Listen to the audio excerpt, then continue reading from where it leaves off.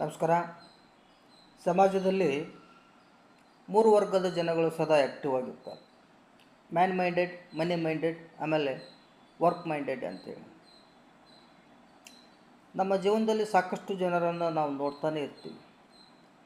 ಕೆಲವೊಂದಷ್ಟು ಜನ ನಮ್ಮನ್ನು ಉಪಯೋಗಿಸ್ಕೊಳ್ಳೋಕೆ ಬರ್ತಾರೆ, ಇನ್ನು ಕೆಲವೊಂದಷ್ಟು ಜನ ನಮ್ಮನ್ನು ದುರುಪಯೋಗ ಮಾಡ್ಕೊಳ್ತಾರೆ, ಮತ್ತು ಇನ್ನು ಕೆಲವೊಂದಿಷ್ಟು ಜನ ತಮ್ಮ ಬೆಳವಣಿಗೆಗೆ ನಮ್ಮನ್ನು ಮೆಟ್ಟಿಲುಗಳನ್ನಾಗಿ ಬಳಕೆ ಮಾಡ್ಕೊಳ್ತಾರೆ. ಹಾಗಾಗಿ ಆತ್ಮೀಯ ಬಂಧುಗಳೇ, ನಾನಿವತ್ತು ಕೆಲವೊಂದಿಷ್ಟು ವಿಚಾರಗಳನ್ನು, ಕೆಲವೊಂದಿಷ್ಟು ಆಂತರಿಕ ವಿಷಯಗಳನ್ನು ನಿಮ್ಮ ಜೊತೆಗೆ ಶೇರ್ ಮಾಡ್ಕೊಳ್ತಾ ಇದ್ದೀನಿ. ದಯವಿಟ್ಟು ನಿಮ್ಮ ಜೀವನದಲ್ಲಿ ನಿಮ್ಮನ್ನು ನೀವು ಗೌರವಿಸಿ, ನಿಮ್ಮನ್ನು ನೀವು ಪ್ರೀತಿಸಿ, ನಿಮ್ಮನ್ನು ನೀವು ಪ್ರತಿಯೊಂದು ಹೆಜ್ಜೆಗೂ ಕೂಡ ನಿಮ್ಮ ಮೇಲೆ ನೀವು ಡಿಪೆಂಡ್ ಆಗಿ, ನಿಮ್ಮ ಮೇಲೆ ನೀವು ಡಿಪೆಂಡ್ ಆದರೆ ಲೀಡರ್ಗಳಾಗ್ತೀರಿ, ಬೇರೆಯವ್ರ ಮೇಲೆ ಡಿಪೆಂಡ್ ಆದರೆ ನಾಲ್ಕು ಆಗ್ತೀರಿ ಲೈಫಲ್ಲಿ ಅಂತ ಒಂದು ಮಾತು. ಹಾಗಾಗಿ you must and should you love and respect yourself always.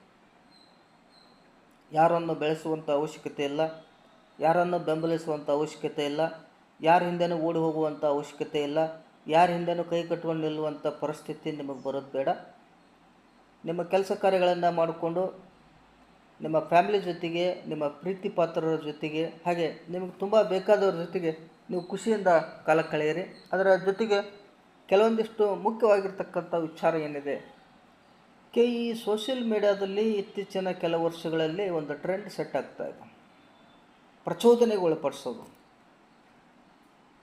ಆಕರ್ಷಣೀಯವಾಗಿ ಮಾತಾಡೋದು, ಆಕರ್ಷಣೀಯವಾಗಿ ಪೋಸ್ಟ್ಗಳನ್ನು ಇದು ಮಾಡ್ತಕ್ಕಂಥದ್ದು. ಈ ಸೋಷಿಯಲ್ ಮೀಡಿಯಾ ಎಸ್ಪೆಷಲಿ ಕೆಲವೊಂದಿಷ್ಟು ಪ್ಲಾಟ್ಫಾರ್ಮ್ಗಳಿದ್ದಾವೆ. ವಾಟ್ಸಪ್ಪು, ಫೇಸ್ಬುಕ್ಕು, ಟ್ವಿಟರು, ವಿಶೇಷವಾಗಿ ಇನ್ಸ್ಟಾಗ್ರಾಮು, ಹೀಗೆ ಪ್ರಚೋದನಾತ್ಮಕವಾಗಿ ಕೆಲವೊಂದಿಷ್ಟು ಜನ ವಾಟ್ಸಪ್ ಯೂನಿವರ್ಸಿಟಿ ಅಂತ.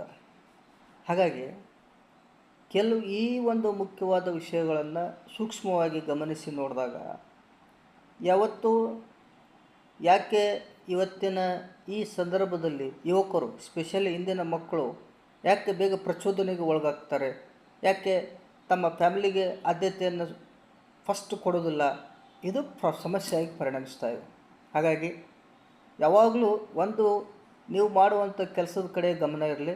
ಎರಡನೇದ್ದು, ನಿಮ್ಮ ಜೊತೆಗಿರುವಂಥ ವ್ಯಕ್ತಿ ನಿಮಗೆ ಸಹಕಾರ ನೀಡ್ತಾ ಇದ್ದಾನ, ನಿಮಗೆ ಸಾಥ್ ಕೊಡ್ತಾ ಇದ್ದಾನ, ಅಥವಾ ನಿಮ್ಮನ್ನು ದುರುಪಯೋಗ ಮಾಡಿಕೊಳ್ತಾ ಇದ್ದಾನ, ಅದನ್ನು ತಿಳ್ಕೊಳ್ಳಿ.